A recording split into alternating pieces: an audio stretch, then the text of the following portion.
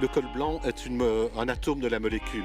La criminalité financière, c'est une molécule épouvantable avec des tas de particules. Bonjour à toutes et à tous. Bienvenue dans cette nouvelle émission d'Horizon 21 sur les ondes, même si on n'est pas à la radio, mais chez Au Poste, toujours hébergé chez nos amis et camarades de Au Poste. On salue au passage David Dufresne, qui n'est pas là parce qu'il est trop tôt. Mais non.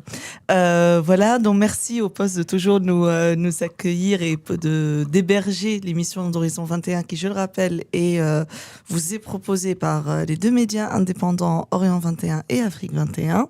Et du coup, on a aujourd'hui un numéro commun. Donc avec toi, Michael, pour Afrique 21. Et parce que justement, on a aujourd'hui un sujet qui nous est commun. Alors pour les habitués de l'émission, la disposition est peut-être un peu bizarre, mais oui, on a inversé les rôles parce que nous sommes deux à interviewer une personne.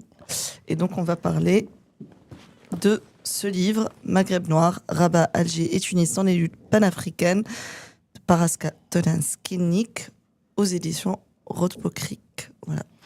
Donc Paraska, bonjour. Merci d'être venu au poste. Merci d'être venu nous présenter votre livre Maghreb noir.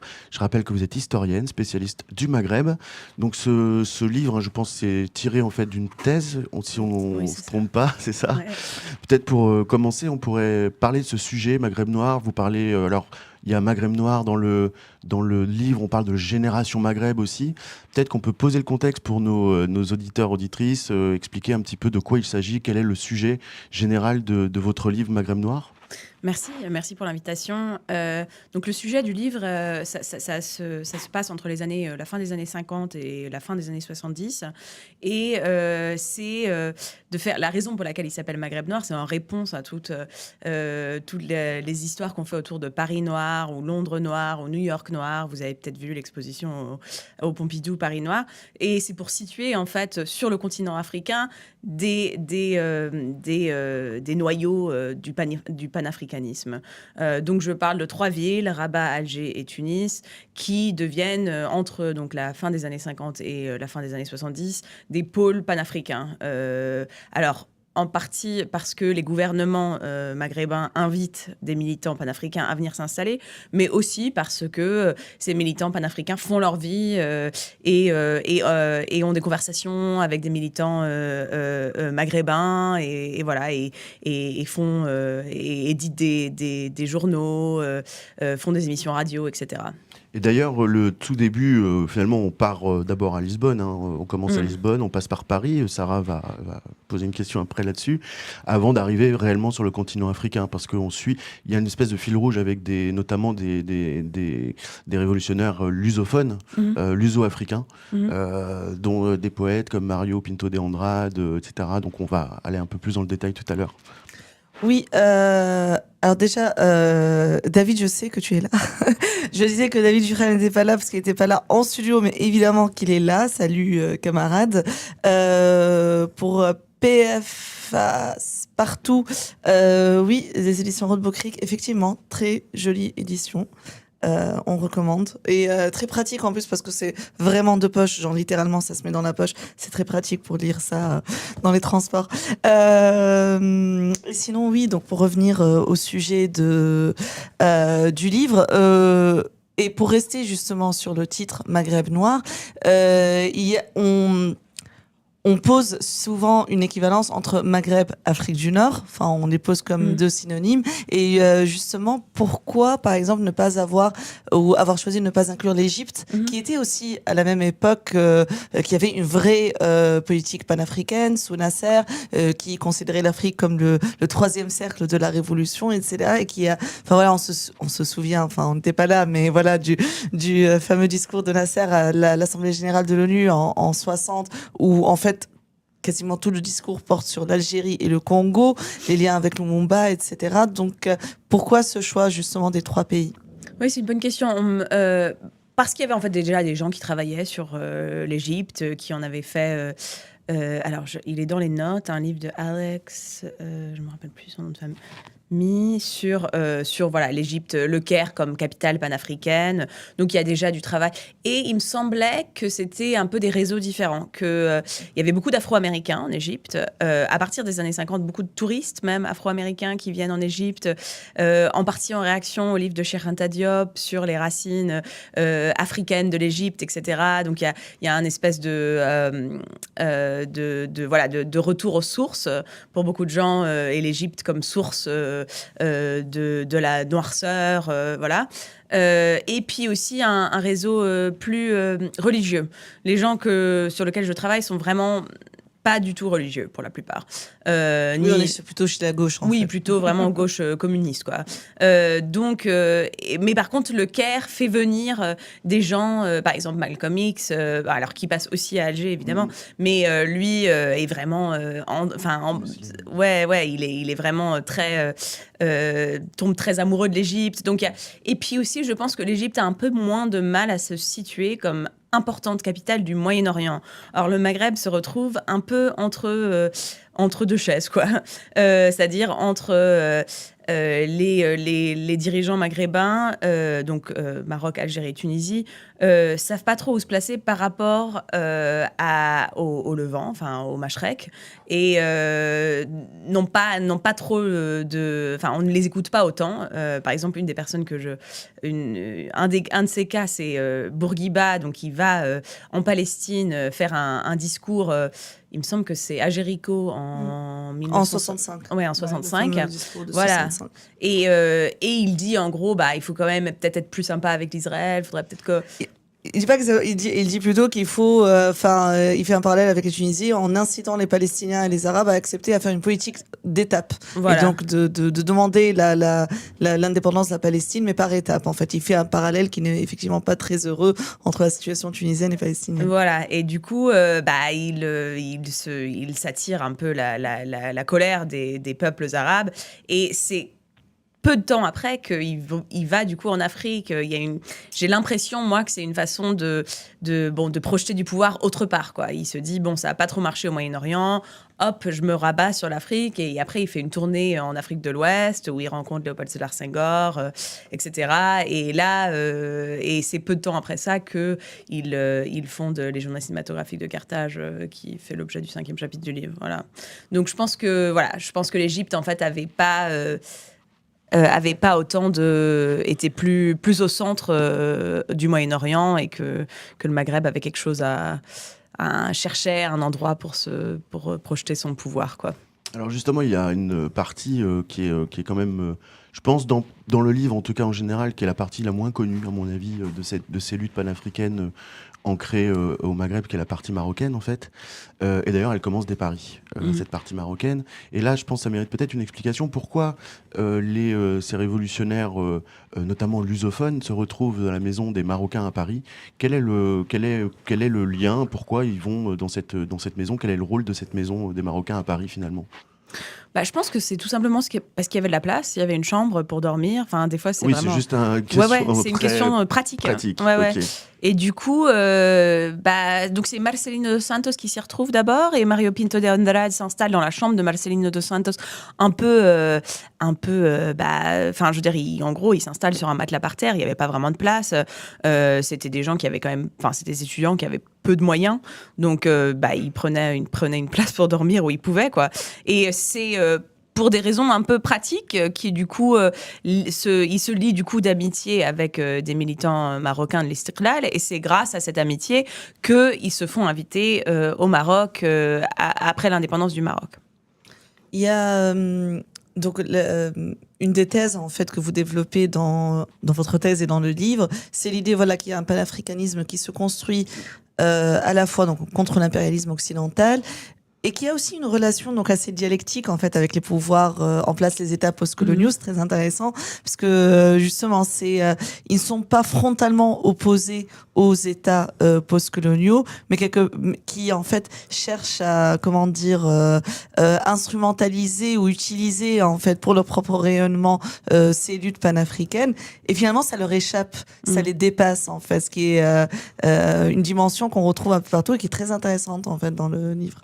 Oui, je pense qu'ils s'utilisent l'un et l'autre. L'État utilise les artistes comme voilà, ils utilisent la lutte panafricaine voilà pour accroître leur rayonnement, mais aussi les artistes utilisent les manifestations qu'organisent les États et l'argent que mettent les États enfin pendant ces manifestations pour du coup se rencontrer et avoir des conversations qui sont tout autres que celles que les États auraient voulu nécessairement. Donc c'est un peu et en fait, beaucoup des militants dont je parle font l'aller-retour entre parfois faire partie du gouvernement, parfois être frontalement opposés au gouvernement.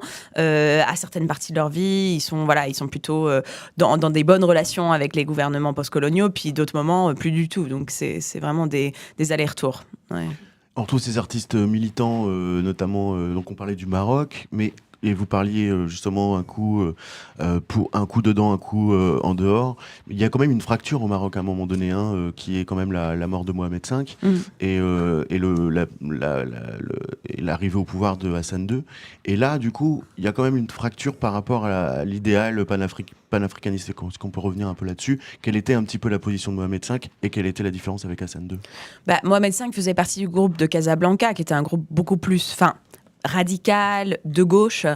Et quand il meurt, Hassan II prend le pouvoir et se tourne vers un différent type. Enfin, déjà se tourne on est en pleine guerre froide, quoi, plutôt vers l'Occident, mais aussi vers un panafricanisme qui se veut justement plus religieux. Il se positionne un peu comme leader des croyants. Il fait construire, par exemple, des mosquées partout en Afrique. Donc, c'est pas que le panafricanisme soit complètement absent de la politique de Hassan II, mais c'est un tout différent type de panafricanisme qui ne correspond plus du tout, du coup, aux militants luso-africains dont on parlait tout à l'heure, ou à d'autres militants panafricanistes plutôt de gauche. Dont la dimension religieuse qui n'existait pas d'ailleurs chez eux. Enfin, voilà. En tout cas, il la rejetait. Oui, il la rejetait. Ouais. D'ailleurs, il y a une question. Justement, en fait, alors, je rappelle que vous pouvez donc envoyer vos commentaires, vos questions.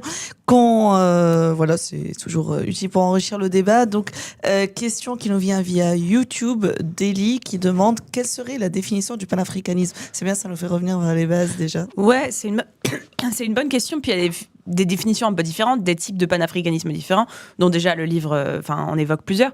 Mais à la base, le panafricanisme, c'est l'idée d'unité africaine. Donc, c'est quelque chose qui, en fait, est quand même créé par le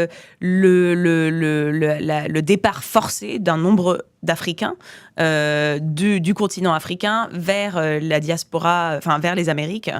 C'est quelque chose une philosophie qui commence surtout dans les Caraïbes et en Amérique du Nord par des descendants, par des esclaves, des descendants d'esclaves qui imaginent l'Afrique comme un endroit où retourner et aussi donc parfois divorcés d'une réalité africaine, puisqu'en fait, c'est des gens qui n'ont parfois pas du tout passé de temps en Afrique, donc qui ont une vision plus globale de l'Afrique, moins spécifique à certaines régions ou certains pays, etc.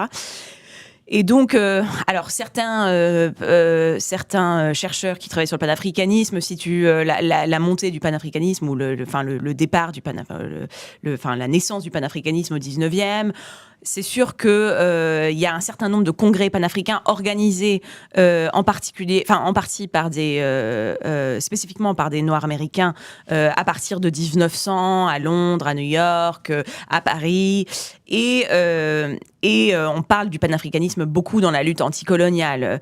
Des parents panafricains, ça serait par exemple Léopold Sédar Senghor, Aimé Césaire, mais aussi Blyden, Marcus Garvey, qui lui est un Américain qui prenait le retour à l'Afrique même des Noirs américains.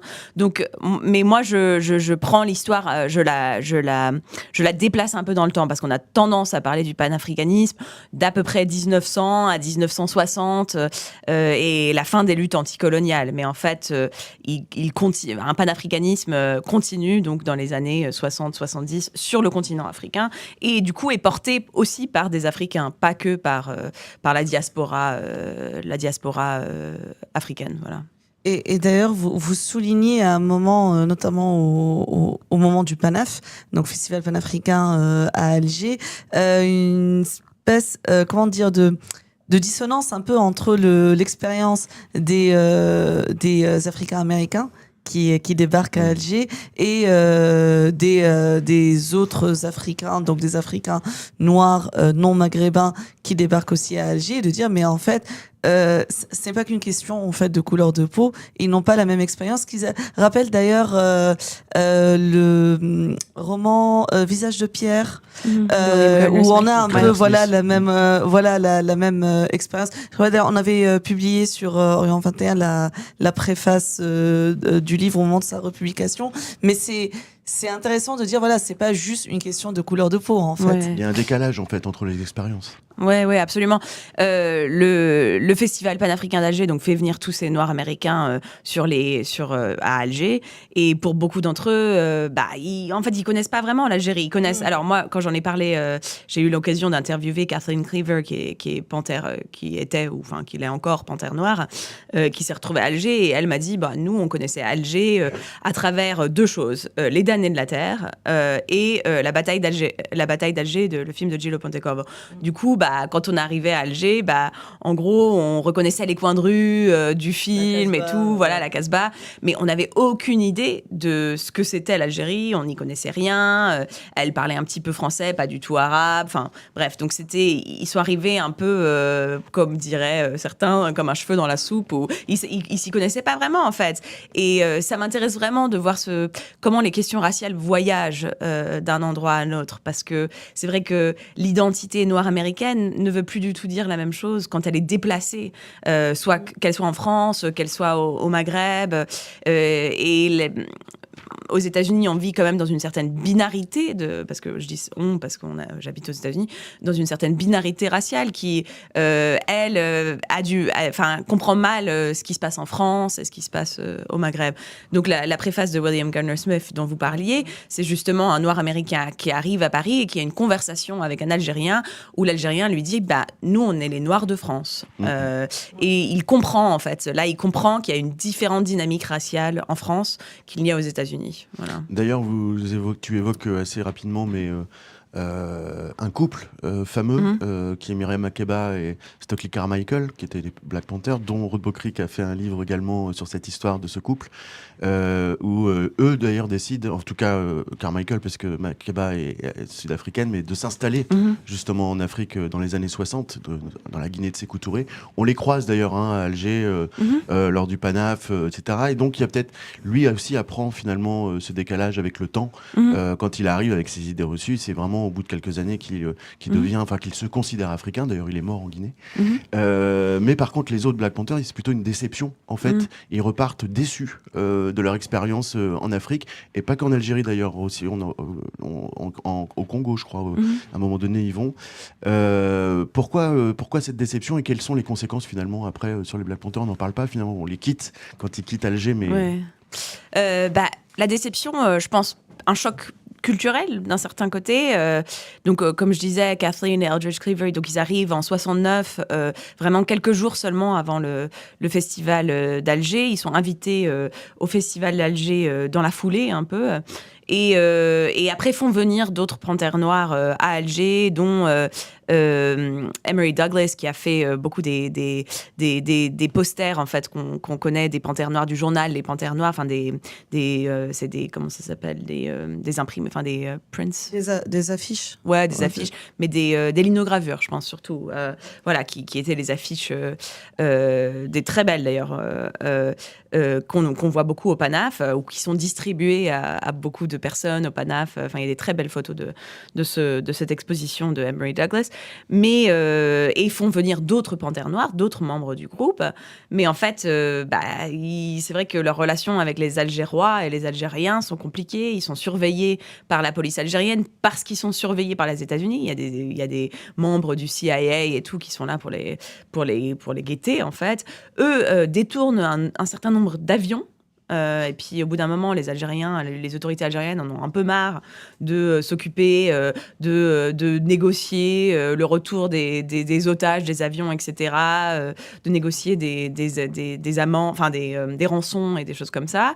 Je pense, enfin. D'après, alors il faudrait voir le livre de Hélène Mortefi, qui a un mémoire, une américaine qui était l'interprète des Panthères Noires à Alger Donc elle parle aussi d'un usage de la drogue assez important qui va contre la culture locale, d'une ouverture ou un enthousiasme sexuel qui est aussi pas tout à fait Pour être gentil. Ouais, pour être gentil, un enthousiasme. Oui, et enfin des relations avec des femmes algériennes. Et une vision et une perception, ça occupe d'ailleurs une petite place dans le livre, hein, du corps des femmes, voilà, qui est très problématique, raciste même. On peut dire. Ouais, alors moi je me parle moins des panthères noires justement, mais un peu plus de personnes comme Ted Jones, dont on parle un peu moins, mais on en reviendra peut-être plus tard.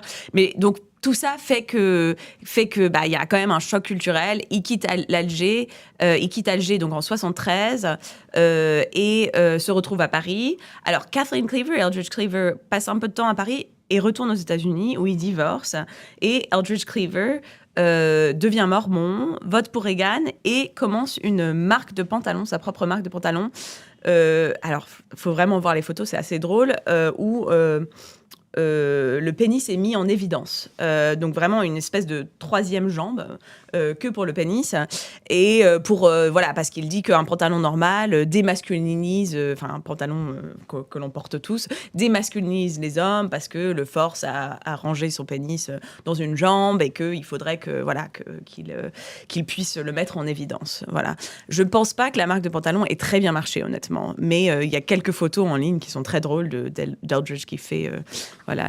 Et donc une certaine arrogance finalement américaine, toute américaine, c'est ça que vous soulignez dans le livre, c'est qu'en fait ils arrivent avec une culture américaine. Ils arrivent avec une culture... qui se heurte finalement. Et ils arrivent et en fait on voit la même expérience chez les Afro-Américains qui se retrouvent à Paris. On est quand même à une période où on vit pas tout à fait de la même manière, même à Paris, que aux États-Unis, c'est-à-dire que l'accès à des toilettes propres, à de l'eau courante, etc., à des ascenseurs, est pas évidente. Et donc même quand ils se retrouvent à Paris, certains de ces Noirs américains se disent là il faut monter 6 étages. Enfin, on peut presque voir où on est dans des chambres d'hôtel un peu minables. Et là ils ont la même expérience en arrivant à Alger. Finalement, c'est quand même des gens du premier monde qui se retrouvent dans un monde où il n'y a pas la même facilité de vie et ouais, donc ont une certaine arrogance. Pour revenir du côté des Africains, et puisque le livre s'appelle Maghreb noir, il y a donc la relation entre les intellectuels, les artistes maghrébins et ceux du reste du continent. La question des Maghrébins noirs, en fait, où est-ce qu'elle se situe? Est-ce qu'elle est abordée justement? Parce qu'il y a beaucoup de considérations dans les échanges qu'il y a entre les artistes, les intellectuels marocains, algériens, tunisiens et notamment le groupe des Luso-africains, Andrade, etc. Mais est-ce que justement, parlant de la question des enjeux raciaux, est-ce que la question, le statut des Noirs maghrébins est abordé en fait dans ces échanges? Il me semble que non. Alors, faudrait continuer à creuser, mais j'ai pas l'impression. C'est un des trucs que je regrette dans le livre. C'est vrai que le livre, et c'est pour ça que j'aime beaucoup cette version française qui a un titre, je pense, qui est plus clair, que ce n'est pas un livre sur les Noirs maghrébins, parce que Maghreb noir pourrait le faire croire. Maghreb noir, j'ai pensé Maghreb noir parce que réponse à Paris noir, Londres noir. Mais c'est vrai qu'on pourrait penser que c'est un livre sur les Noirs maghrébins. Ça ne l'est pas. Il y a beaucoup de chercheurs qui travaillent, par exemple, en particulier sur la Tunisie, les Noirs tunisiens, etc. Mais j'ai aussi l'impression que c'était une période où les villes étaient moins... Enfin, il y avait moins de présence des Noirs maghrébins dans les villes, par exemple, surtout à Alger. Donc, ce n'est pas quelque chose qui est... on ne parle pas facilement des Noirs maghrébins, ou les Maghrébins des villes, les Maghrébins dont je parle dans ce livre, ne se voient pas comme noirs. Est-ce qu'il y a, par exemple, une idée de une sorte d'union pour un certain modèle tiers-mondiste, anti-impérialiste, et donc plutôt se penser en unité contre l'impérialisme occidental? Oui, absolument. Donc une unité avec les Africains, avec tout le monde postcolonial, c'est ça? Oui. Oui, absolument, oui. De l'impérialisme colonial, ouais. Il y a une question de Chang qui demande est-ce que le virage marocain d'Hassan II plus occidentalo-centré est une manière pour ce dernier de se positionner en hégémonie au Maghreb face à son voisin de l'Est qui est plus socialisante? Oui, c'est une bonne question. Les dirigeants maghrébins se regardent et beaucoup de leur politique est déterminée par la politique de leurs voisins. Donc absolument, je pense que Hassan II du coup prend un virage pour le Maroc en voyant donc Hassan II arrive au pouvoir en 61, donc l'Algérie devient indépendante l'année d'après. Donc c'est vraiment c'est une réponse. L'Algérie prend sa place comme leader panafricain et Hassan II essaye de voir où le Maroc peut se positionner par rapport à ça. Et en particulier, veut avoir une différente relation avec la France. Finalement, se place dans une relation plus amicale avec la France. Voilà. Non, vas-y, si tu voulais poser une question. Non, j'allais partir sur le Panaf et Jean Sénac pour savoir le choix en fait d'avoir un peu resté sur Jean Sénac. T'as peut-être une autre question non, avant. Vas-y, je la poserai. On a parlé pas mal, enfin on a évoqué le Panaf. Peut-être ce serait bien de revenir un petit peu sur ce festival, déjà de rappeler quel était l'objet de ce festival, qui y avait, quel était le programme. Vous en parlez un petit peu tu en parles un peu dans ton livre. Et puis à un moment donné, tu restes un petit peu plus longtemps sur un poète en particulier, Jean Sénac. J'aimerais bien qu'on en parle et pourquoi Jean Sénac qui était un pied noir. Et j'aimerais savoir pourquoi aussi tu t'es un peu attardé sur lui. D'accord. Le Panaf, donc c'est un festival qui est organisé en 69 en partie par le gouvernement algérien et par l'Organisation d'unité africaine. C'est un festival qui en fait est un festival parmi nombreux festivals panafricains en Afrique entre 66 et les années 80 et peut-être même encore. Il y a on parle de trois grands festivals panafricains en particulier juste dans les années post-indépendance, celui de 1966 à Dakar, le premier festival mondial des arts nègres, puis celui de 1969 à Alger, puis celui de Lagos en 1977. Il me semble, c'est ça 77, oui. Le festival d'Alger est en partie organisé en réponse à celui de Dakar. Qui a été d'ailleurs qui était critiqué par certains des personnages qu'on croise dans le Maghreb noir. Donc c'est un festival, celui de Dakar est organisé par Léopold Sédar Senghor, donc le premier président sénégalais, et il invite, la France est un peu un invité d'honneur, Malraux est là, il y a de l'argent français, toutes sortes de dignitaires français qui viennent, et alors le Maroc, l'Algérie, le Maroc et la Tunisie sont là, mais les artistes marocains et tunisiens ne peuvent pas participer, par exemple, à l'exposition d'art contemporain, parce que ils ne font pas partie du projet de la négritude. Et Senghor fait bien cette différence entre arabité et négritude. Et le festival d'Alger est organisé un peu en réponse à cela. Parce que là, pour le coup, à Alger, toute l'Afrique est invitée. Et c'est vraiment l'union de l'arabité et de la négritude. Voilà. Et puis c'est un festival beaucoup plus militant où la France n'est plus invitée d'honneur, où il reste évidemment bien sûr une présence française, en particulier beaucoup des œuvres d'art qui sont montrées pendant le festival doivent être demandées par les musées, par les gouvernements africains. On doit leur parce qu'elle réside en France. Donc, je trouve, dans les archives, j'ai trouvé beaucoup de correspondances de dignitaires africains qui demandent à des musées français de prêter, je montre en guillemets parce que voilà, de prêter ces œuvres d'art pendant une certaine période de temps. Et puis, les réponses des Français qui disent « Oh, vous allez bien vous en occuper, vous êtes sûr ?» Oui, ça n'a pas tellement changé. Ça fait les choses n'ont pas changé. Ça fait écho 50 ans plus Les tard. choses n'ont pas changé. Donc, voilà. Alors, pourquoi Jean Sénac ? Parce que en faisant... Donc moi, j'ai commencé ce projet vraiment fascinée par ce festival, parce que c'est un festival qui, honnêtement, est assez sexy. Ça se passe en 69, donc il y a les Panthères Noires, c'est au même moment où on atterrit sur la Lune. Il y a Nina Simone qui chante « Je ne me quitte pas » pour la première fois. C'est vraiment un festival qui... Il y a un film de William Klein qui a des super belles images de ce festival. Il y a Makeba qui chante en arabe. Voilà. Donc j'étais assez fascinée par ce festival, et en commençant à faire des entretiens, d'ailleurs il y a une super archive d'entretiens sur 4 festivals panafricains qui s'appelle s'appelle Panafest Archive, qui a été créé par un groupe de recherche du CNRS, où il y a eu un certain nombre des entretiens que j'ai faits pour ce projet, mais aussi des entretiens faits avec des personnes qui avaient assisté à celui de Lagos ou celui de Dakar. Mais c'est en faisant des entretiens pour ce projet que j'ai réalisé que l'histoire du Panaf comme cette grande, d'Alger comme cette grande capitale panafricaine était un petit peu ambiguë, c'est-à-dire que beaucoup de gens qui étaient là en fait ne se sentaient pas très bien accueillis nécessairement à Alger, sentaient que c'était un peu une parade, une farce, voilà. Et quand j'ai fait des entretiens, on m'a aussi beaucoup parlé de Jean Sénac. Alors Jean Sénac, je le connaissais, mais il n'était pas dans les archives du Panaf, les archives officielles du Panaf. Il n'avait pas été invité au symposium, voilà. Et donc je me suis dit, qu'est-ce qu'il faisait à ce festival Sénac ? Et j'ai consulté ses archives quand j'étais à Alger, et j'ai vu qu'en fait, il avait beaucoup participé à ces festivals, mais toujours comme spectateur. Donc j'étais intéressée de voir comment en fait il s'était situé dans ce festival, qui il avait rencontré, etc.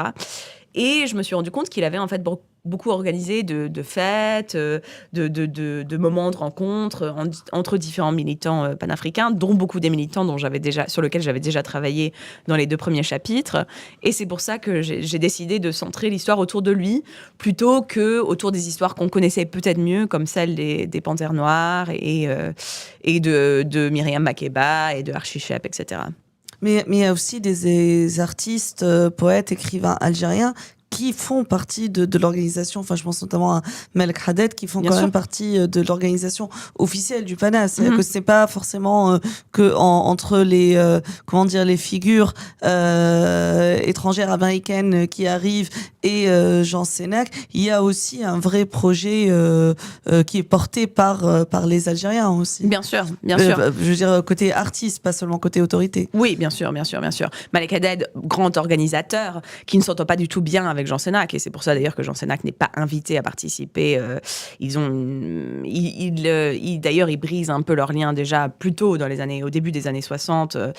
Sénac, c'est quelqu'un qui, de par ses archives, je vois, est assez sensible et se sent souvent aliéné parce qu'il a ce statut de pied noir, qui est resté en Algérie, qu'on le traite de Gaouri, qu'il est très sensible par rapport à ça. C'est étranger, étranger, et donc par blanc, extension, français, européen. Voilà, donc assez sensible à son statut en fait.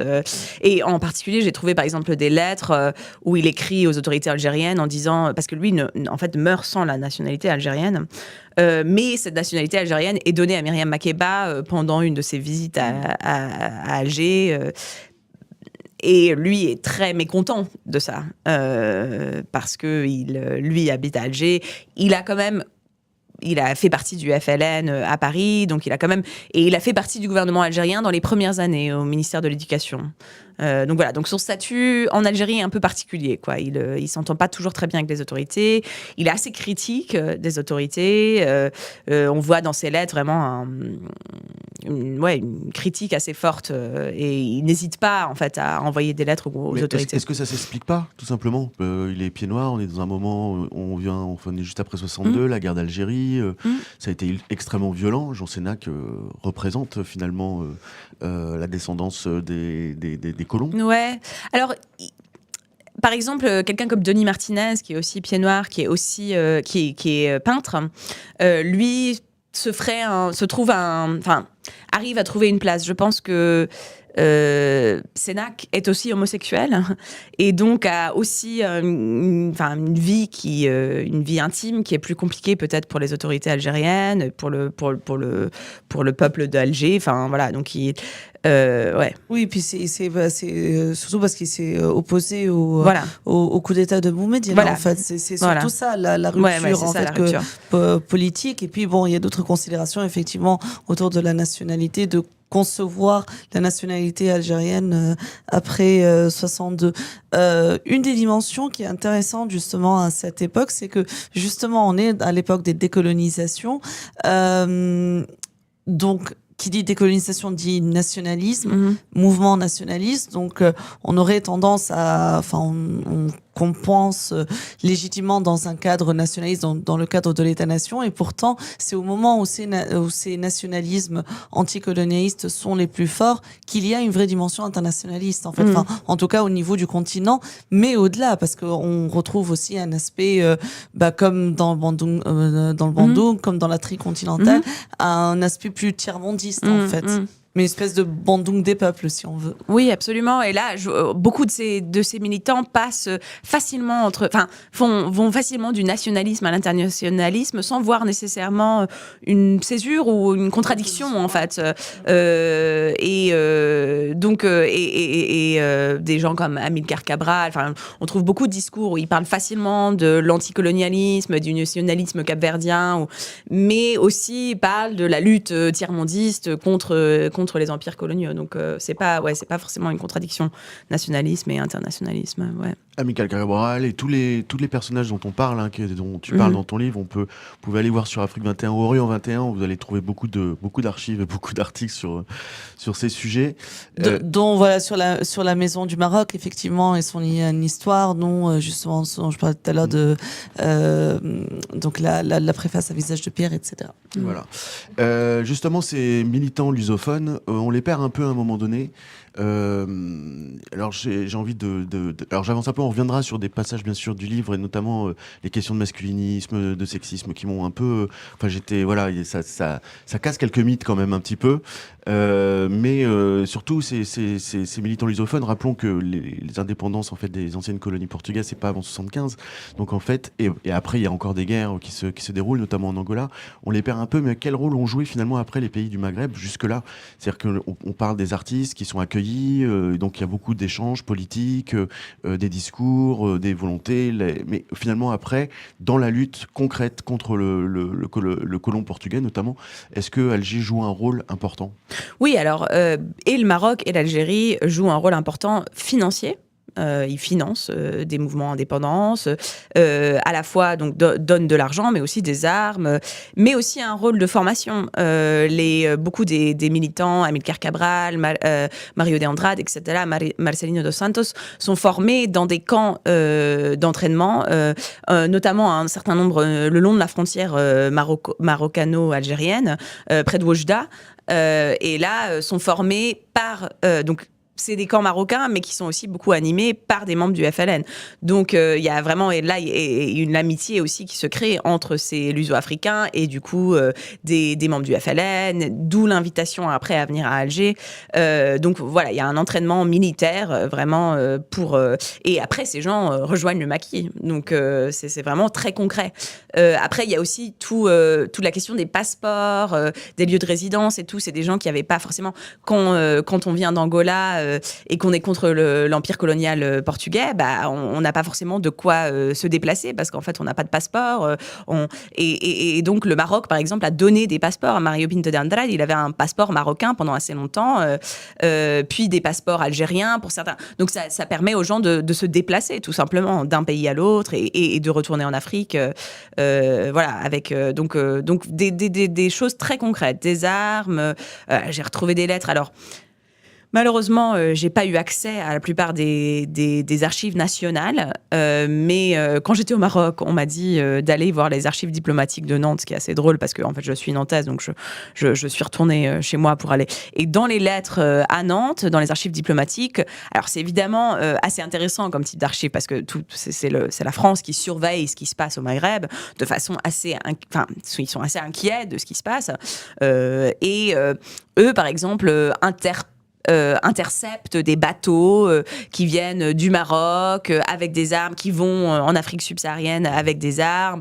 Parfois, alors des fois, il y a des documents assez rigolos avec une liste d'objets qu'il y a sur le bateau, destinés par exemple à des militants dans le maquis. Je sais pas moi, 5000 paquets de cigarettes, un canapé, 500 conserves de poissons. Enfin non, des choses assez concrètes en fait qui sont envoyées directement au maquis et qui sont parfois envoyées par des militants et qui passent par des ports, qui viennent peut-être d'Europe même, qui passent par des ports marocains ou algériens, etc.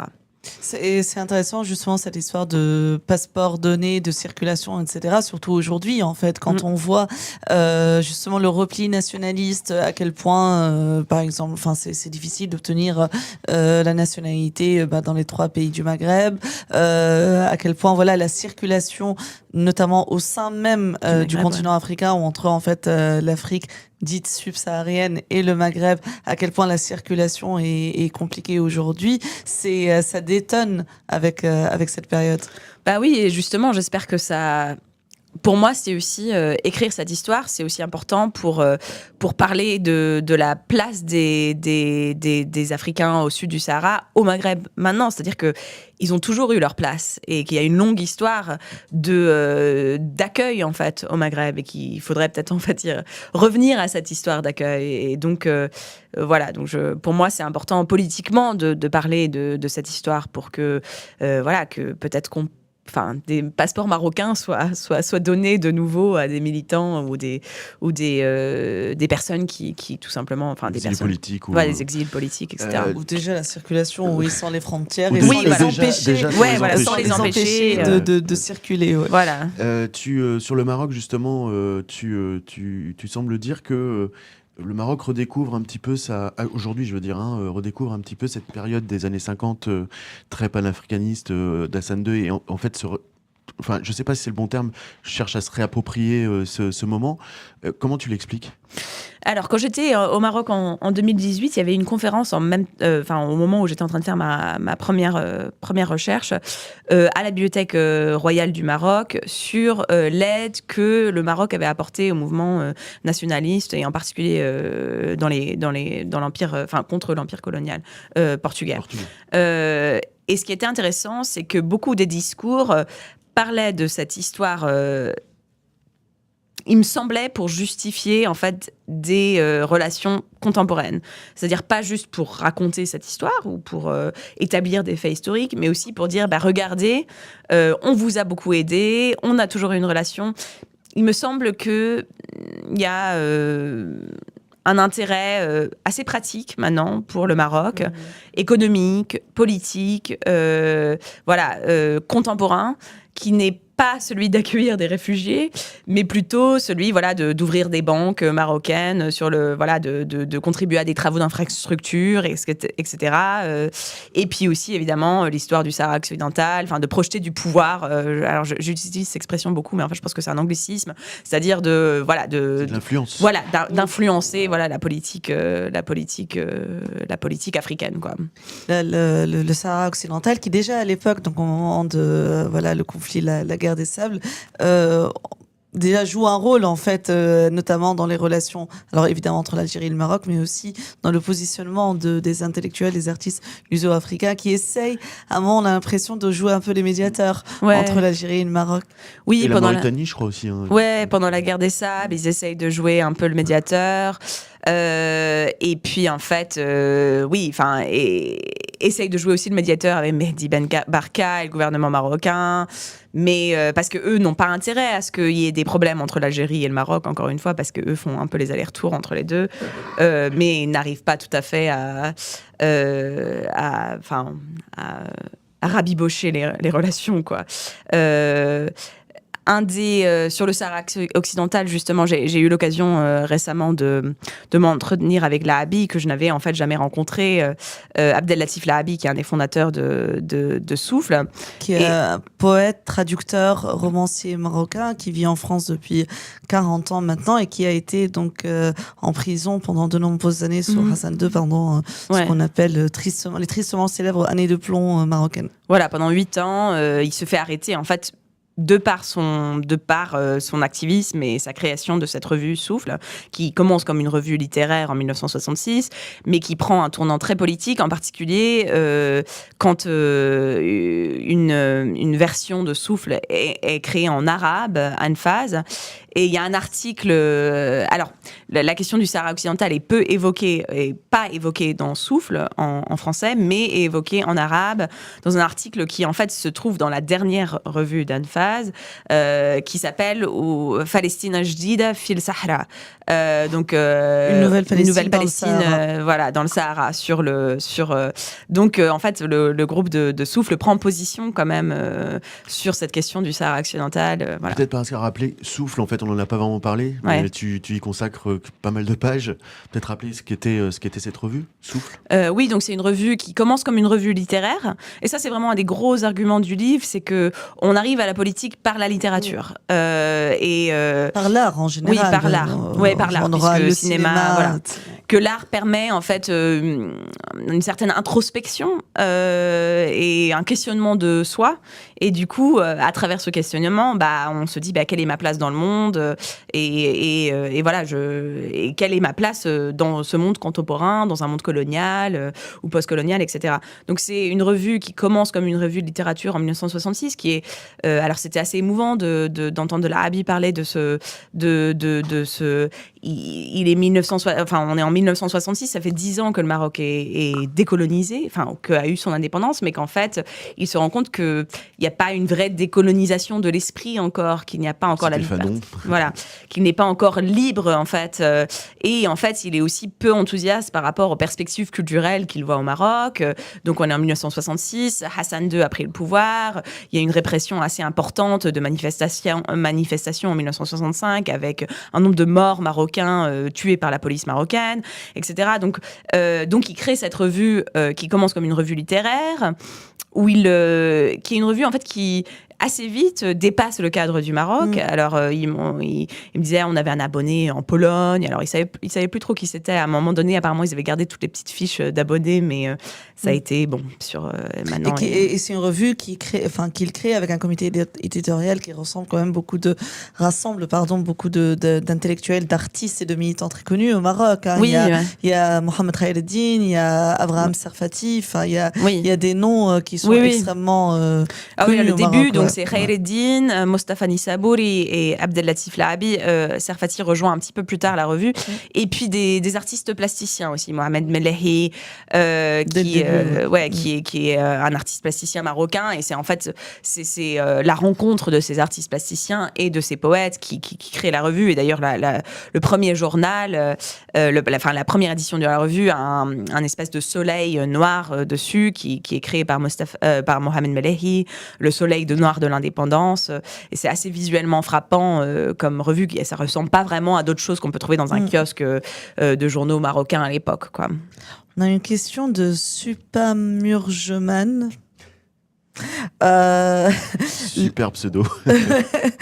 Les mouvements de jeunesse au Maroc actuellement ont-ils un aspect panafricain / internationaliste? Donc juste pour le contexte, on parle des manifestations qui ont eu lieu donc avec la Gen Z, donc c'est Gen Z 212, le mouvement de protestation au Maroc. On avait publié un reportage là-dessus sur Orient 21. Donc, est-ce qu'il y a une dimension panafricaine internationaliste? C'est une bonne question. Je suis pas sûre que je sois la meilleure placée pour y répondre. Peut-être qu'il fait référence, du coup, Supamurgeman, au fait qu'il y ait d'autres manifestations ailleurs en Afrique qui sont sur le même modèle, en fait, sur de la Madagascar, Gen Z. Et donc, bien sûr. est-ce que ces luttes, finalement, convergent et pourraient dessiner, finalement, une nouvelle lutte panaf? Je sais pas encore. Je l'espère. J'espère.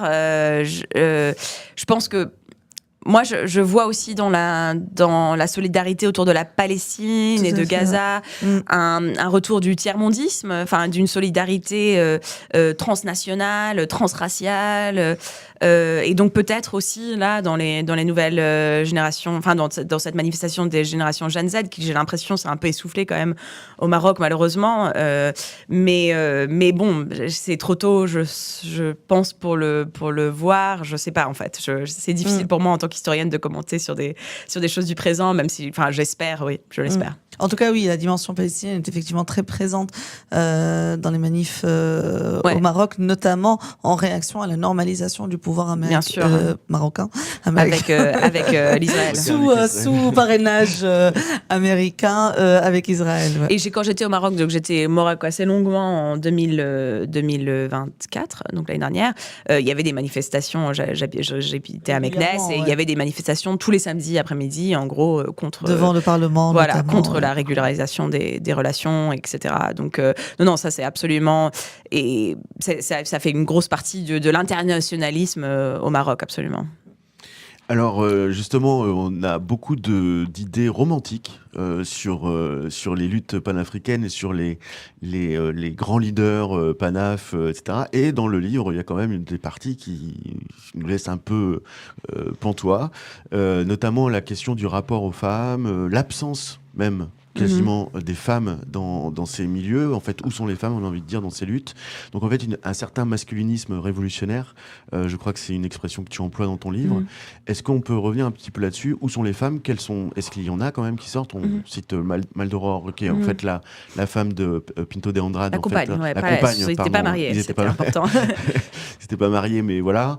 Où sont les femmes en fait à ce moment-là? Et quel est le rapport aux femmes en fait à ce moment-là? Les femmes sont là, évidemment. Enfin, elles sont toujours, oui, elles sont toujours là.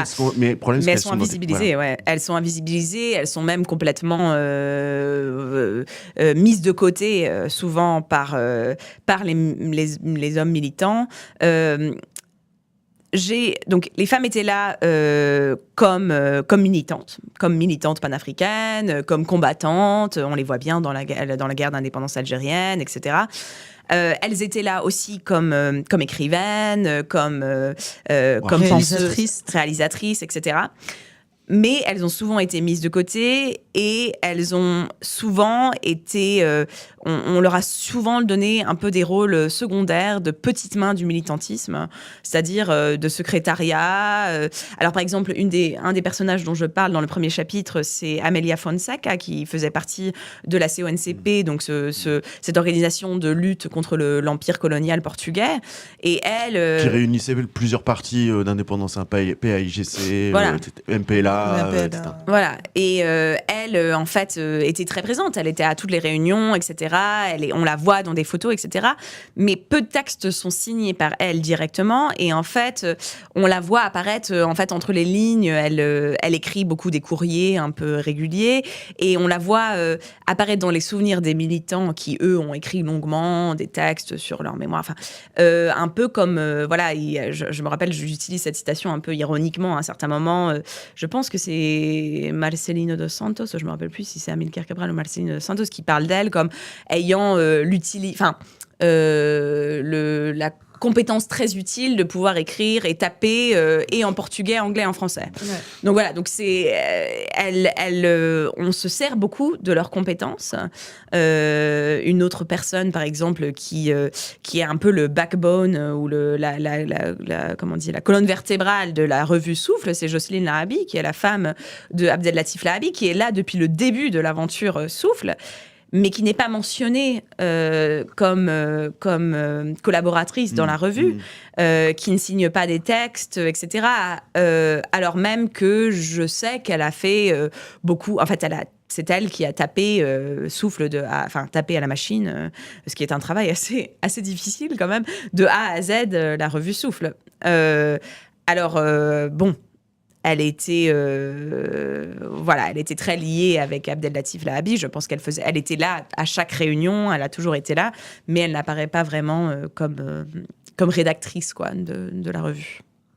Il y a un débat sur le chat, Michael, parce que paraît-il, tu as la même voix que Usul. Usul. Ouais. Sinon, non, Michael Poron n'est pas invité. Il est rédac-chef d'Afrique 21. Voilà.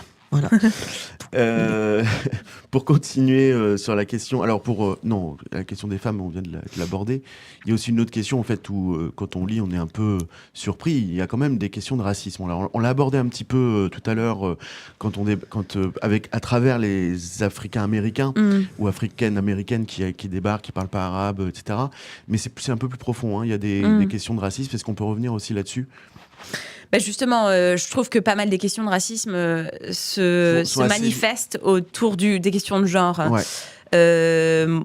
Moi, en général, je demandais à mes narrateurs, enfin les personnes que j'interviewais, est-ce qu'il y avait du racisme? Et souvent, alors évidemment, il faut comprendre que j'interviewais des personnes qui avaient 70, 80 ans et qui ont une tendance, de par l'âge qu'on a tous, je pense, de regarder le passé avec une certaine utopisation du passé, une idéalisation du passé, surtout de cette période des années 60. Donc, eux se disaient, ah mais non, en fait, il n'y avait pas de racisme à l'époque, le racisme, c'est quelque chose de nouveau. Alors, ça, je pense que c'est naturel de penser, que ça arrive à toute génération. Ça nous arrivera sûrement quand on aura 80 ans de penser qu'on était mieux en 2020, pourtant. Mais c'était c'était autour du corps des femmes que je voyais certains stéréotypes se l'hypersexualisation. Voilà, hypersexualisation des femmes noires en particulier, et aussi des femmes algériennes. Une espèce de fascination que je voyais chez certains noirs américains, qu'ils soient américains des États-Unis ou des Caraïbes, autour du voile et de l'idée de soulever le voile de l'algérienne ou de la marocaine. Des choses qui finalement sont très similaires au fantasme européen autour du voile. Donc une continuation en fait de l'hypersexualisation européenne de par les personnes issues de l'empire colonial. Et inversement, c'est-à-dire qu'il y a aussi du côté de certains Algériens, oui, autour des femmes, sexualisation des femmes noires. Donc autour du PANAF, justement. Alors beaucoup d'Algériens que j'ai interviewés. Qui parfois aussi se comprend dans la mesure où, alors pas l'hypersexualisation évidemment, mais le fait d'être confronté à des choses qu'ils n'ont jamais vues dans une société conservatrice. Voilà. Donc fascinés, par exemple, au PANAF, par des femmes, des troupes de danse d'Afrique subsaharienne, où les femmes n'ont pas de haut, et donc on voit les seins dévêtus des femmes, et donc une fascination pour ça. Et puis, j'ai interviewé aussi beaucoup de gens qui étaient très jeunes en 1969, donc qui avaient 18-19 ans.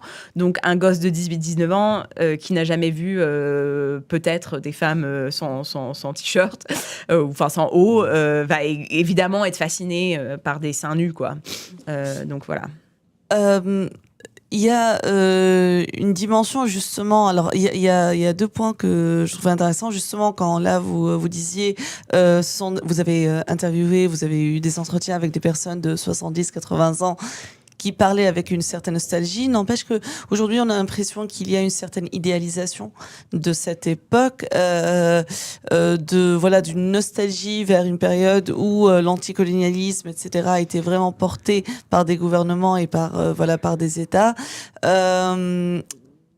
En même temps, à l'époque, les mouvements, et notamment ces artistes panafricains, eux, étaient au contraire parfois presque dans une sorte de désillusion. Il y en avait qui disaient déjà, la décolonisation, ça y est, c'est foutu. Et on a déjà qui avaient quand même un regard très critique par rapport, notamment justement dans la revue Souffle.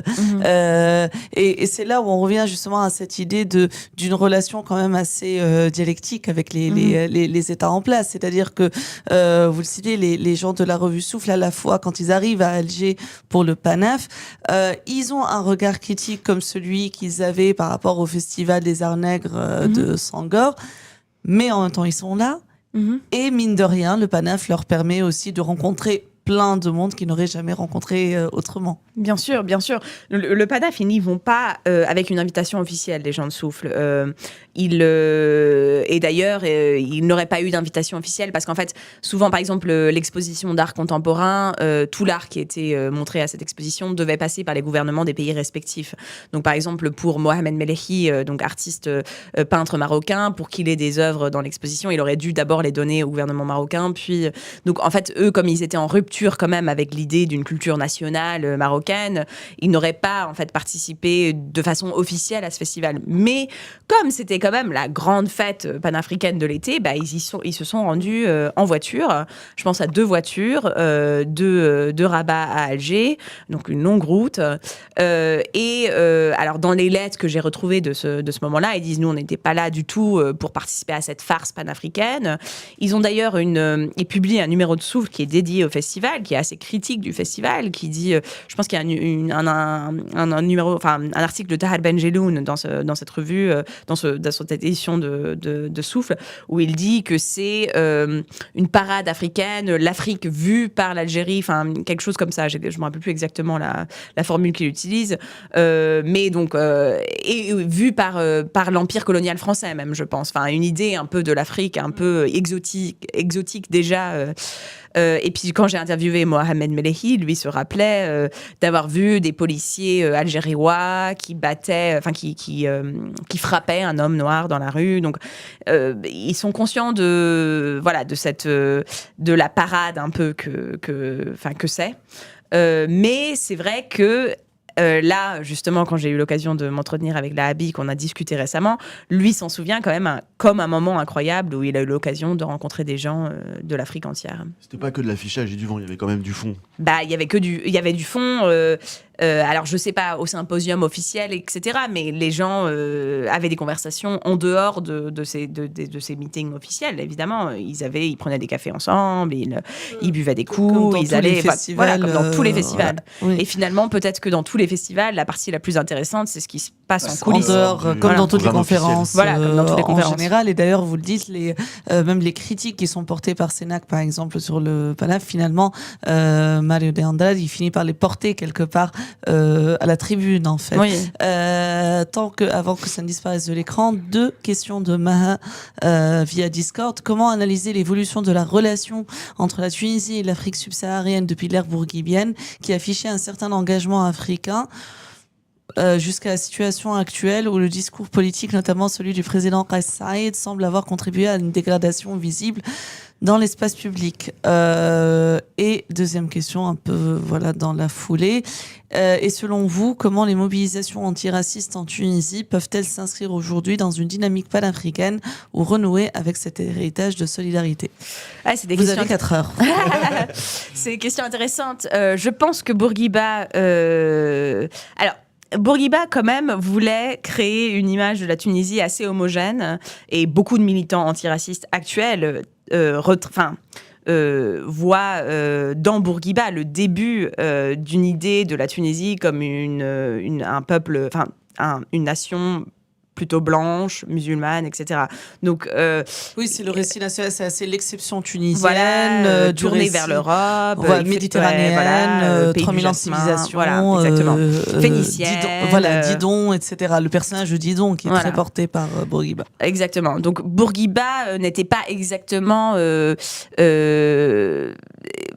n'acceptait pas forcément une identité noire tunisienne ou une identité autre que cette idée très homogène de la Tunisie. Et beaucoup de militants antiracistes à l'époque en parlaient, et certainement maintenant.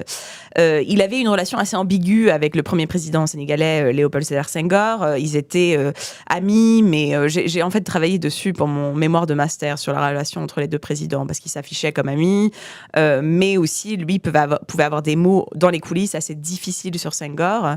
En particulier quand Senghor, lui, s'est retiré du pouvoir, apparemment, il serait allé voir Bourguiba disant « il est peut-être temps que tu fasses la même chose ». Et Bourguiba aurait dit « non, c'est pas du tout mon truc, toi tu peux faire ça au Sénégal ». Ils étaient liés aussi par le projet de la francophonie, un projet très postcolonial. Un projet, oui, vraiment, très... très français. Donc je ne dirais pas que Bourguiba est exactement un militant panafricain, etc. Cela dit, oui, il y a une transition, et cela dit, il a quand même, de par la création des JCC, finalement ouvert la porte à un certain nombre de militants panafricains. Donc les journées cinématographiques de Carthage, des JCC auxquelles vous consacrez le dernier chapitre. Voilà, qui est un festival créé en 1966 en collaboration avec le gouvernement de Bourguiba, mais mené par Tahar Sharia, qui est un intellectuel tunisien, et Ousmane Sembène, qui est un écrivain et réalisateur sénégalais. Oui, c'est vraiment sous l'égide du ministère de la Culture, et jusqu'à aujourd'hui, d'ailleurs, ça reste un festival étatique et le plus vieux festival africain de cinéma. Justement, pour essayer un peu, peut-être sur cette politique-là, c'est... on a, au moment justement à la fois alors les années 60, les années 70, il y a aussi tout l'élan autour de la construction d'une union maghrébine, donc qui commence dans les années 60 avec une tentative d'une union économique, davantage dans les années 70 autour d'une tentative plutôt politique, notamment avec des rapprochements entre la Tunisie et la Libye, Bourguiba justement qui essaie d'empêcher la Libye de Kadhafi d'aller trop vers l'Égypte et le Proche-Orient. Du coup, et vous dites à un moment, en parlant de souffle, que c'est au moment où justement il y a la version arabe, Anfas, qui voit le jour, que il y a un peu peut-être un éloignement ou de l'idée en fait du panafricanisme. Est-ce que justement les deux courants ou les deux tendances étaient un peu en concurrence? Panarabisme et panafricanisme. Oui. En tout cas, pas panarabisme, puisqu'au au niveau du Maghreb, en fait, voilà, c'est plutôt la tentative de construire une identité maghrébine qui n'était justement ni africaine ni proche-orientale. Ouais. Peut-être. Je pense que quand même cette idée d'un Maghreb, dès la guerre des sables, qui est quand même 1963, il y a quand même déjà des grosses fissures dans l'idée de créer une unité maghrébine, quoi. Et puis c'est des dirigeants qui s'entendent quand même pas très bien entre eux. Enfin, ils ont pas du tout la même. Donc je pense que oui, il y a eu des tentatives. Mais en fait, très vite, les égos personnels des différents dirigeants ont un peu... donc le panafricanisme, finalement, cette influence permet... en fait, il y a un jeu de concurrence entre les trois pays, quoi, de par leur influence en Afrique, je pense, vraiment.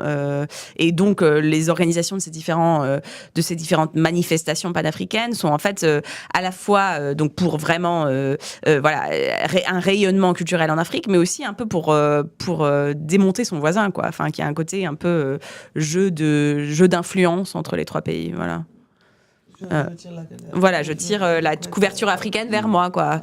Et je pense qu'on est peut-être encore un peu... moi, c'est vraiment quelque chose qui m'avait marqué quand j'étais en Algérie, que beaucoup de gens me disaient « Mais non, le Maroc n'a pas du tout participé. » Je commence, je pense, un des chapitres algériens avec cette citation de Noureddin Djoudi, qui était un ambassadeur algérien dans beaucoup de pays d'Afrique subsaharienne. Et lui m'a dit, mais multiples fois, durant nos plusieurs jours d'entretien puis de visite, il m'a emmené... au Palais des Nations, justement à Zeralda, où il y avait eu le symposium du Festival panafricain d'Alger, rencontré le petit-fils de Nelson Mandela qui se retrouvait là. Et il me disait constamment le Maroc le Maroc n'avait pas d'identité panafricaine, le Maroc n'a pas du tout eu de rôle par rapport à l'Algérie. Donc je sentais, même encore maintenant, une tension entre cette mémoire. Une concurrence panafricaine dans la mémoire. Juste avant, pour anecdote, parce que vous disiez tout à l'heure, foyer de la Palestine comme sorte de nouveau moteur justement d'un internationalisme. Le petit-fils de Mandela était justement présent à Tunis pour le départ de la flottille pour Gaza en septembre. Je savais pas ça, c'est chouette. D'accord. Il y a une question, parce que c'est vrai qu'on ne parle pas vraiment des gens, des citoyens. Est-ce que le panafricanisme, c'est une question de Supamurgeman, toujours, qui demande si le panafricanisme, finalement, à l'époque, était populaire. Est-ce que c'est quelque chose que tu as pu sentir dans tes recherches, dans tes archives? Alors, la plupart des militants auxquels je donne vraiment voix dans ce livre, alors certaines sont issues du milieu populaire, mais c'est quand même surtout des intellectuels qui donc finalement finissent dans des milieux plus élevés de la société.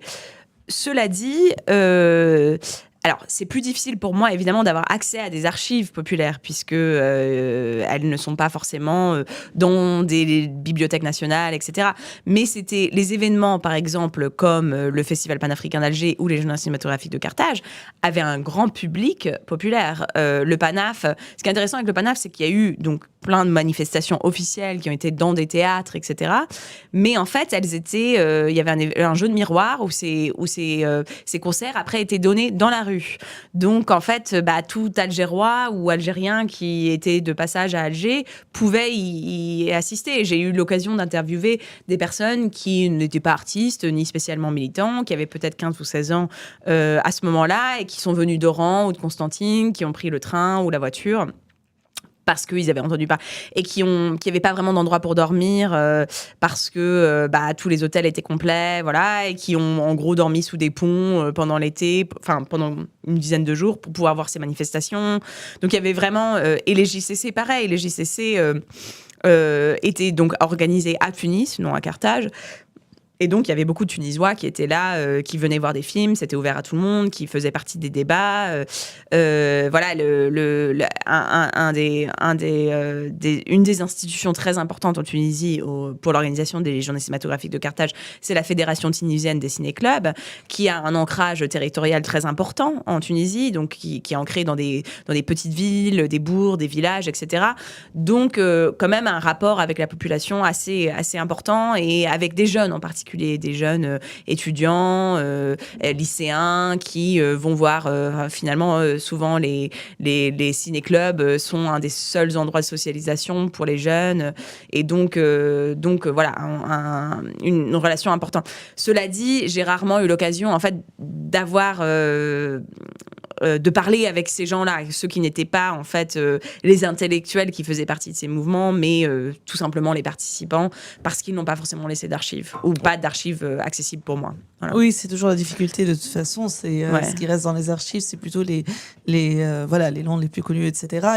Et avec aussi un écho ou un prolongement intéressant entre justement ces luttes panafricaines et les luttes locales. Par exemple, justement, la Fédération tunisienne des ciné-clubs était aussi un lutte de politisation pour les jeunes, notamment contre le pouvoir tunisien de Bourguiba. Et la dimension effectivement populaire qui est restée parce que c'est un cinéma étatique, donc je veux dire pas que à l'époque, même même aujourd'hui en fait, parce que on rappelle les JCC existent encore aujourd'hui et ça reste un festival qui permet même aux gens qui n'ont généralement pas les moyens d'aller au cinéma, d'y aller pendant cette période. Mais justement, c'est peut-être pour revenir un peu sur cette dimension, un prolongement entre lutte panafricaine et lutte locale.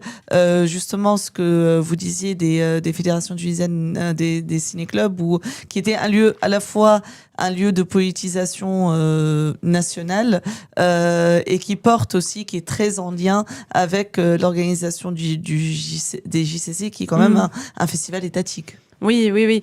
En fait, c'est la Fédération tunisienne des ciné-clubs qui organise les JCC, parce qu'en fait, l'État tunisien n'a pas forcément les moyens d'organiser un festival comme ça. C'est la fédération qui le fait, qui invite des personnes et tout. Donc finalement, c'est le message est militant parce qu'il est porté par la Fédération des ciné-clubs. Et en fait, ça veut dire aussi qu'il y a tous les films qui sont montrés au JCC sont souvent après dispersés et remontrés dans des ciné-clubs à l'échelle distribués.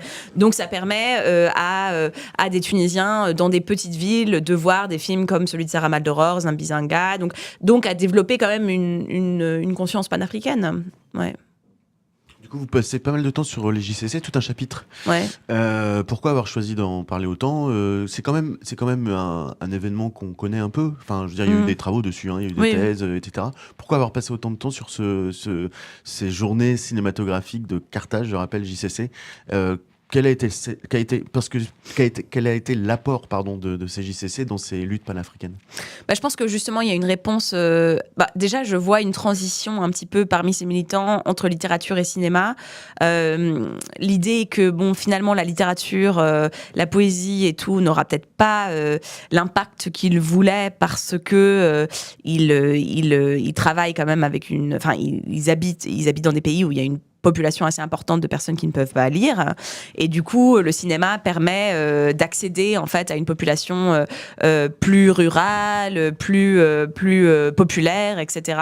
Donc il y a une transition. On voit par exemple des personnes comme Mario Pinto de Andrade qui écrit beaucoup de poésie. Finalement, lui quand même commence à assister pas mal sa compagne Sarah Maldoror dans la réalisation de ses films, et des personnes comme Ousmane Sembène qui est écrivain mais qui lui aussi fils décide de se tourner vers le cinéma parce qu'il pense que c'est quelque chose de plus efficace, en fait, pour la politisation des peuples africains.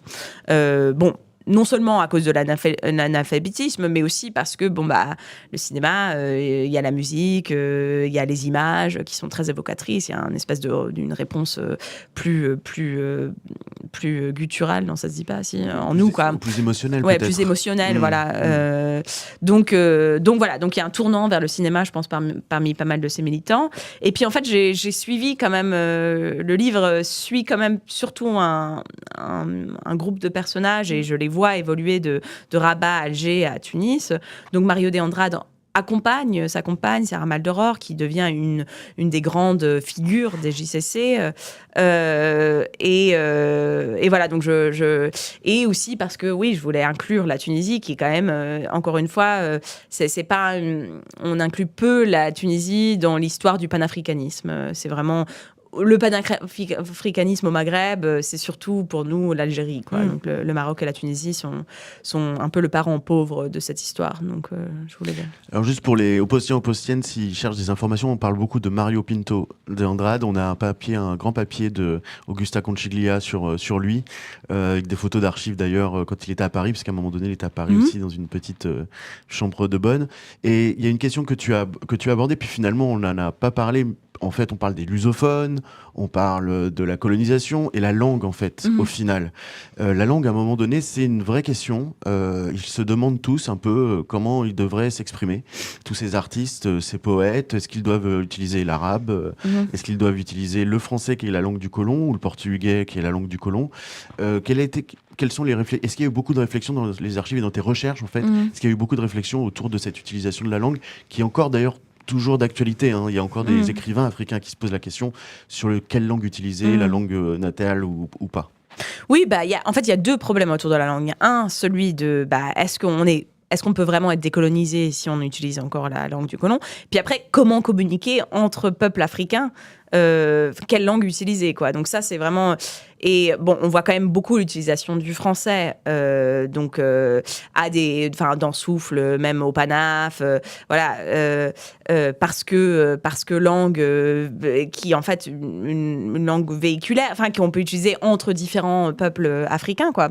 Les lusophones dont je parle, par exemple, eux, la plupart de ceux dont je parle parfaitement français. Donc, le français devient quand même une langue d'usage, un peu, pour certaines de ces... pour les lusophones, par exemple, eux, quand ils sont au Maroc, s'expriment principalement en français. Alors, je vois dans les archives certaines utilisations de l'arabe. Ils utilisent Inch'Allah.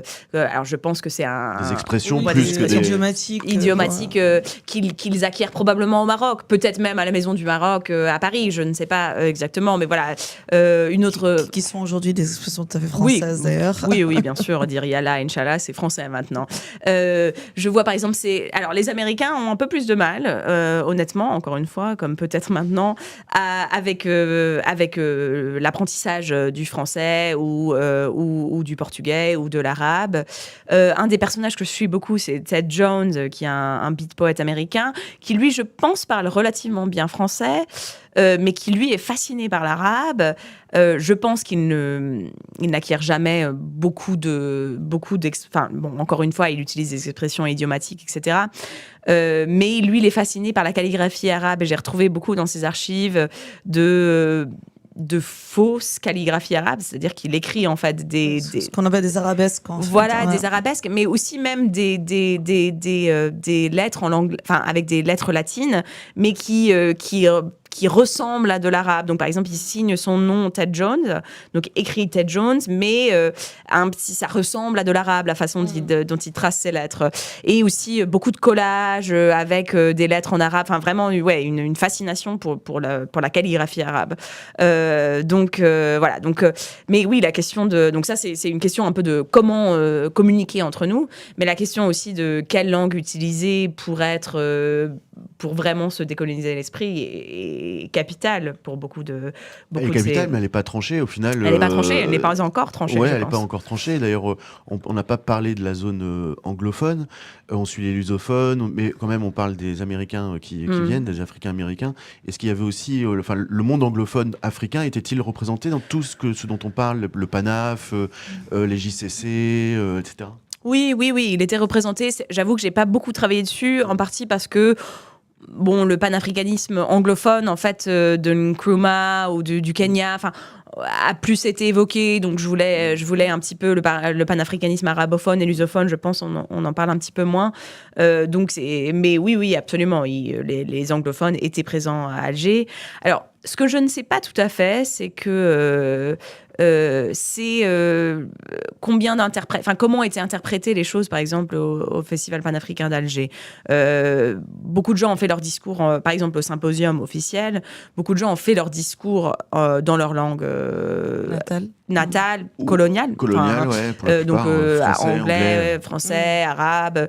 Mais je ne sais pas, par exemple, s'il y avait des interprètes directs, comment s'est passée la traduction. Ça, j'ai jamais vraiment réussi à savoir. Donc ça, je serais intéressée de savoir si d'autres personnes savent. Combien d'interprètes il y avait, d'où ils venaient, comment s'est passé l'interprétariat, si c'était immédiat, si c'était une retranscription après. Enfin bref, ça, je serais curieuse de savoir. Oui, c'est souvent quand même des langues coloniales. C'est-à-dire que je pense pas qu'il y ait eu beaucoup, par exemple, pose quand même une question fondamentale, d'intervention en Kiswahili ou en Lingala, enfin voilà, en Twi ou je ne sais pas. Oui, c'est une des questions fondamentales.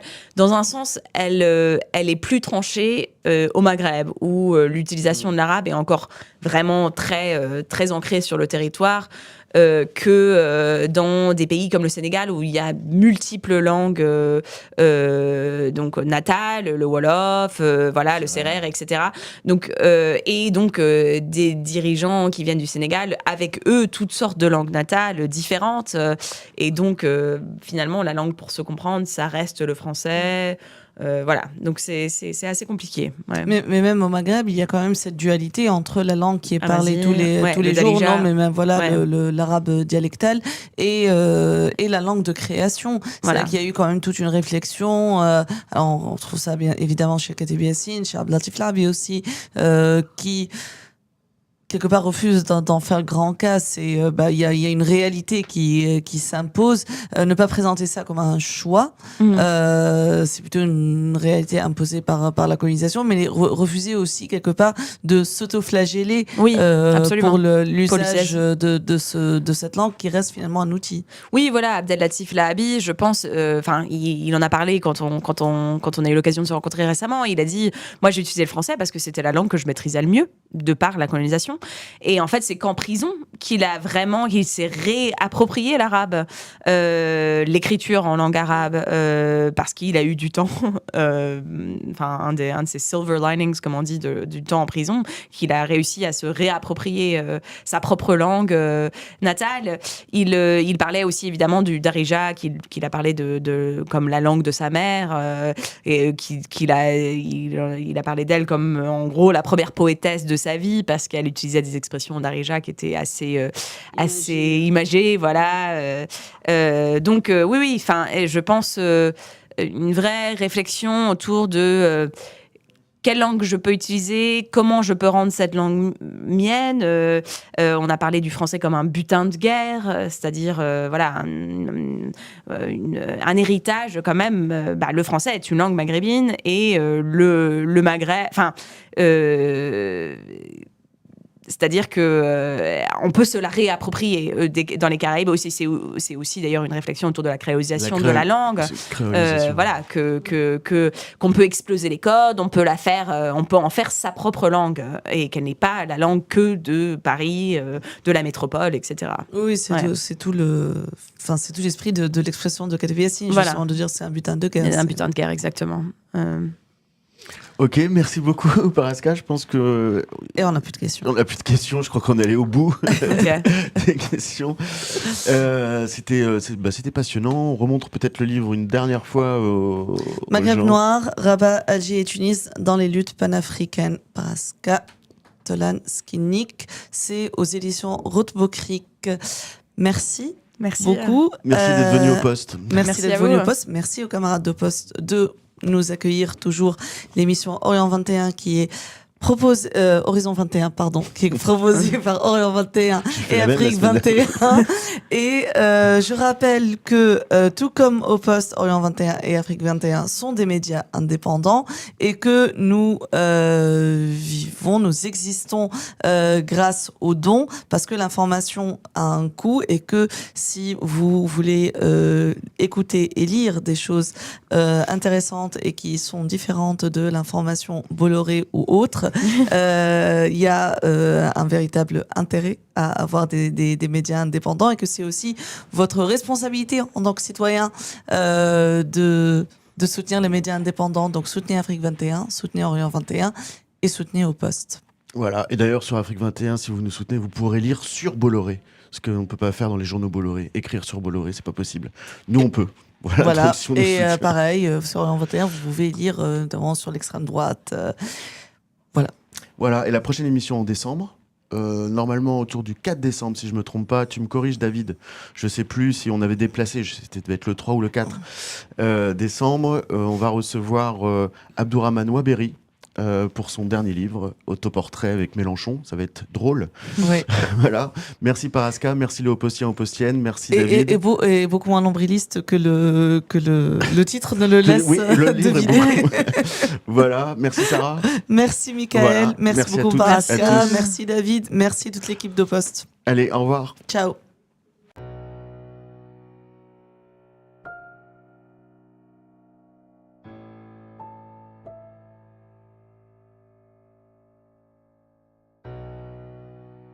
Et maintenant, la question rituelle. Qu'est-ce qu'on peut faire pour peser sur la situation? Que faire? Que faire? Il y a beaucoup de choses possibles en fait. Et dans les luttes sont extrêmement créatives, elles sont inventives, elles sont riches. Et souvent, elles ne se contentent pas d'être anti-tout, mais aussi de penser des contre-projets de territoire et comment vivre autrement dans les territoires. Se dire qu'on a tous et toutes les capacités d'agir par nous-mêmes, qu'il ne faut pas déléguer cette action à d'autres. Savoir ce qui a été fait permet aussi de savoir ce qui est possible de faire, c'est inspirant pour la suite. C'est à la fois que faire, c'est comment faire, par quel chemin, comment s'organiser. Construire aussi des manières de faire du commun, de partager, de s'entraider, que là, il y a les possibilités d'une autre société.